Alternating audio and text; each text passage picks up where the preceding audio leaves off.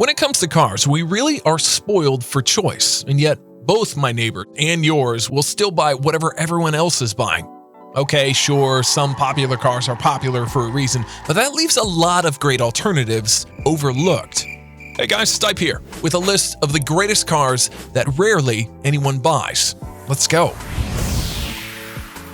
The second generation Audi Titty is a great sports car, no question about it.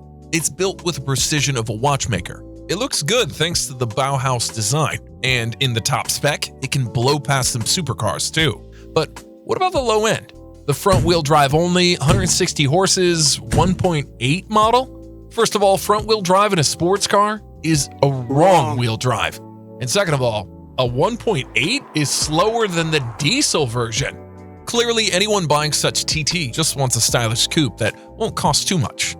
And I don't judge them. However, if that's the case, then why not buy this?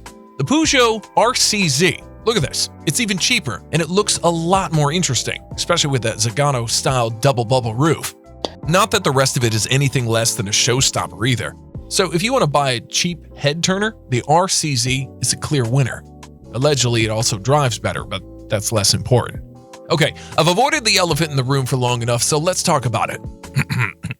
Reliability. Easily the worst thing about owning a car from France. But good news, because the RCZ is actually from Austria, just like Adolf. Thank you!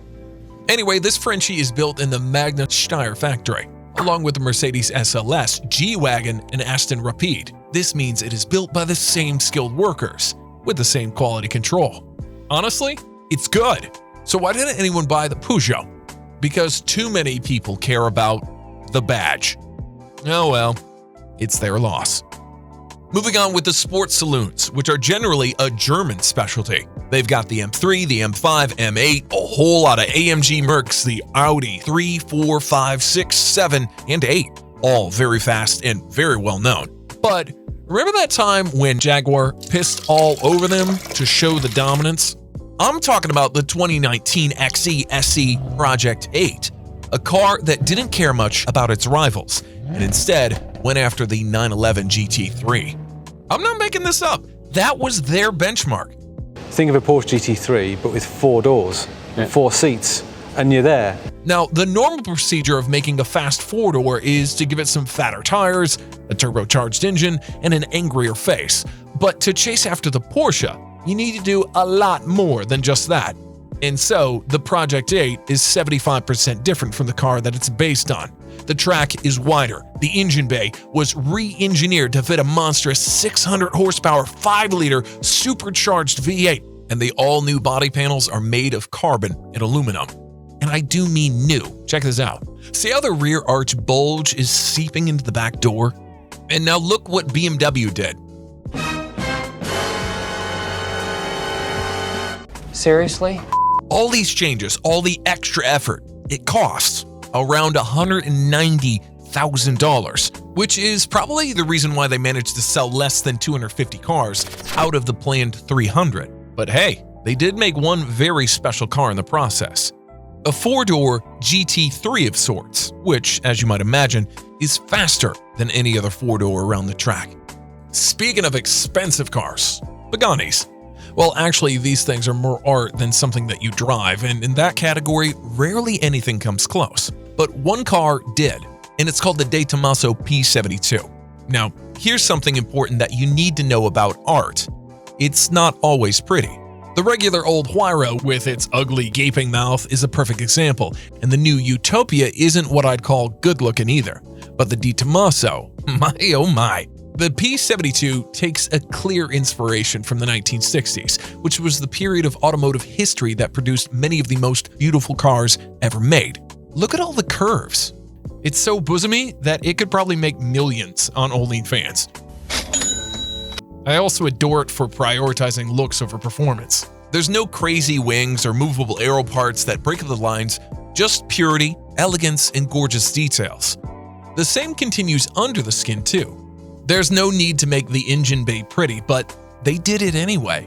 Check out these intake tubes, the gold plating, and bronzed suspension. It's just, mwah. The interior is nothing short of incredible either.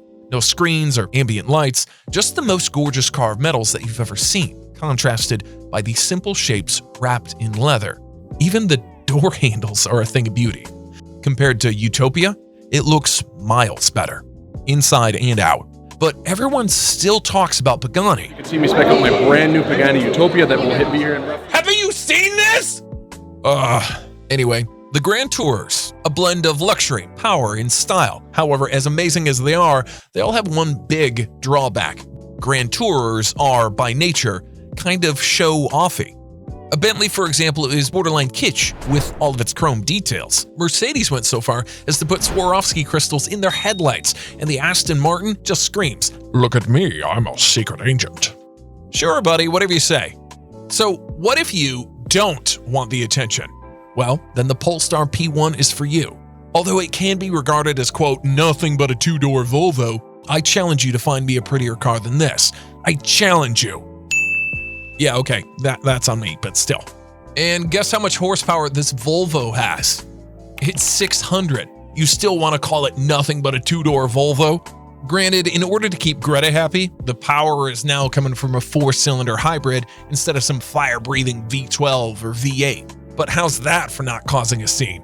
Besides, if you wish to act like some secret agent, wouldn't it make more sense to drive it around in a car that isn't as loud as a Latina woman? What the f*** did you just say? One last thing to add, the P1 is rare. There are more F40s in the world than these, but no one will know it. No one will know that you have something really special and expensive, and that you're loaded, which is why most buyers have ignored it. Faith in humanity, still low. Then there's a BMW 140i, or for the folks who know, the best hot hatchback ever.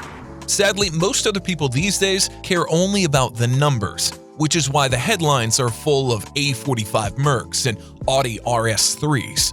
These two have their power levels and the price tags dialed up so high that a new category had to be invented for him, the Uber hatchbacks. Now, if you live in an empty runway, plus your name starts with an M and ends with @Watson, such Uber hatches are for you. But for everyone else, the 140i will be way more special and infinitely more fun, if only they could see past the numbers. The secret is, this Beamer is the only hatchback with a rear-wheel drive. That means it goes and slides around like the best BMW in a long while, the M2. And that's no coincidence. The entire 2 Series is nothing but a 3-box version of the 1, which also means that the M2 is a 3-box version of the 140. Almost. The M2 has 25 horses more and a more aggressive body kit, but that's about it. Knowing this, are you still going to say the A45 or an RS3 is better than a near M2? Get out of here. Next up, the Miata. Finding an alternative to this car, let alone a better one, is nigh on impossible today. No one else is making something so obsessively over-engineered, so well-priced, and so much fun to drive. But 10 years ago, Miata had a serious challenger. It's just that rarely anyone took it seriously. I'm talking about the Saturn Sky / Opel GT. Yeah, okay, cue the booing machine. How can GM, of all the others, make a better roadster than the best one? Well, they just did. Any complaint you ever heard about the Miata was not an issue in the Saturn. You could fit in it, even if you were blessed with the growth hormone. The suspension wasn't so damn hard all of the time, and the speed was on an entirely new level. The Redline model in particular had almost 100 horses more than the most powerful Miata of the time. It was a genuinely fast car, with well-sorted handling too. One particular owner said it's as good as his E46 M3, which is as high a praise as you can give to any car. And how about those sexy lines? I bet that if you said Adrenalin in it, no one will even notice her, because all eyes will be on the car. Of course, the Miata scores some points too. It has a more practical trunk, the reliability is better, and the roof is easier to operate. But wouldn't you rather have something different? How about new? Oh. Now, before I reveal my number 1, here are some honorable mentions. See if you can guess them.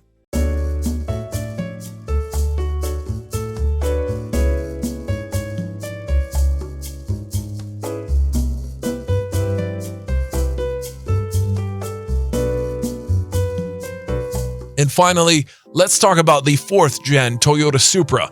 Although undeniably great, many guys who were too young to be even allowed to drive will tell you that this is still the best car ever made. Yeah, bro, I've got a tuned Supra in Forza Horizon, and it tears Bugatti's ass. I also had sex with your mother, loser. First of all.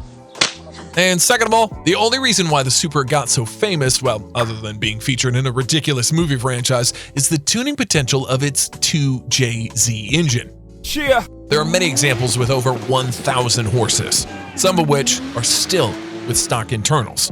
So how come nobody gives a damn about this Lexus SC300 then? It's a luxurious brother of the Supra, and it too has the same 2JZ. Needless to say, with mods, a Lexus can tear some ass too. See? And I'll leave you with this. When new, the luxurious SC300 cost quite a bit more than the Toyota's sports car. But since then, the tables have turned dramatically, which earned the Lexus brother with a new nickname, a poor man's Supra. I'll just call it the best alternative car you could ever buy. That's it for me. See you in the next one.